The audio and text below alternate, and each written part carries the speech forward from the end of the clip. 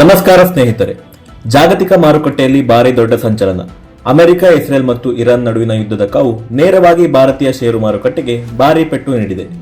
ದಿನದ ವಹಿವಾಟು ಆರಂಭವಾಗುತ್ತಿದ್ದಂತೆ ಹೂಡಿಕೆದಾರರು ಭೀತಿಯಿಂದ ಷೇರುಗಳನ್ನು ಮಾರಾಟ ಮಾಡಲು ಮುಗಿಬಿದ್ದಿದ್ದಾರೆ.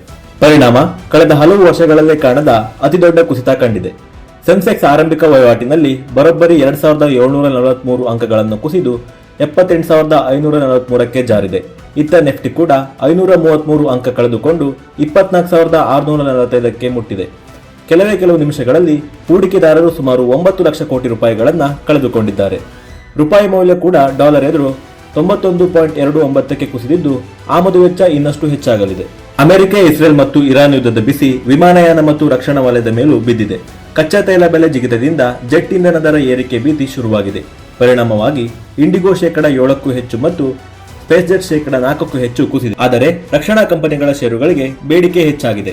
ಭಾರತ್ ಎಲೆಕ್ಟ್ರಾನಿಕ್ಸ್ 2.5% ಮತ್ತು ಭಾರತ್ ಡೈನಾಮಿಕ್ಸ್ 3.5% ಏರಿಕೆ ಕಂಡಿವೆ. ಇನ್ನು ಭಾರತಕ್ಕೆ ಅತಿದೊಡ್ಡ ಶಾಕ್ ಅಂದ್ರೆ ಅದು ಕಚ್ಚಾ ತೈಲ ದರದ ಏರಿಕೆ ಭೀತಿ.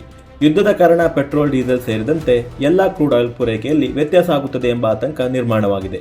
ಅತ್ಯುತ್ತಮ ಗುಣಮಟ್ಟದ ಬ್ರೆಂಟ್ ಕಚ್ಚಾ ತೈಲ ಕೂಡ 10% ಜಿಗಿದಿದೆ. ಪ್ರಿಯ ವೀಕ್ಷಕರೇ, ಈ ಇರಾನ್ ಇಸ್ರೇಲ್ ಯುದ್ಧದ ಮತ್ತೊಂದು ಆತಂಕಕಾರಿ ಬೆಳವಣಿಗೆ ಎಂದರೆ ಹರ್ಮಜ್ ಜಲಸಂಧಿಯ ಸ್ಥಗಿತತೆ. ಈ ಹರ್ಮಜ್ ಜಲಸಂಧಿಯಲ್ಲಿ ಜಾಗತಿಕವಾಗಿ ಒಟ್ಟು 20% ತೈಲ ರವಾನೆಯಾಗುತ್ತದೆ.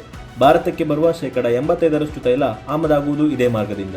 ಈಗ ಈ ಮಾರ್ಗವೇ ಬಂದ್ ಆಗಿರುವುದರಿಂದ ಮುಂದಿನ ದಿನಗಳಲ್ಲಿ ಕಚ್ಚಾ ತೈಲ ಕೊರತೆ ಉಂಟಾಗಿ ದೊಡ್ಡ ಸಮಸ್ಯೆ ಆಗಬಹುದು. ಪರಿಣಾಮವಾಗಿ ಪೆಟ್ರೋಲ್, ಡೀಸೆಲ್ ಬೆಲೆ ವಿಪರೀತ ಏರಿಕೆ ಆಗಬಹುದು ಎಂಬ ಆತಂಕ ಜನರನ್ನ ಕಾಡುತ್ತಿದೆ. ಒಟ್ಟಿನಲ್ಲಿ ನೋಡುವುದಾದರೆ ಈಗ ನಡೆಯುತ್ತಿರುವ ಇರಾನ್, ಇಸ್ರೇಲ್ ಮತ್ತು ಅಮೆರಿಕ ಯುದ್ಧ ಭಾರತಕ್ಕಂತೂ ಒಳ್ಳೆಯದು ಮಾಡ್ತಾ ಇಲ್ಲ. ಬದಲಿಗೆ ಬಹಳಷ್ಟು ಹಾನಿ ಮಾಡುವ ಲಕ್ಷಣಗಳು ಕಾಣುತ್ತಿವೆ. ಹೀಗಾಗಿ ಯುದ್ಧ ಆದಷ್ಟು ಬೇಗ ಕೊನೆಗೊಳ್ಳಲಿ ಎಂದು ಆಶಿಸೋಣ. ಧನ್ಯವಾದಗಳು.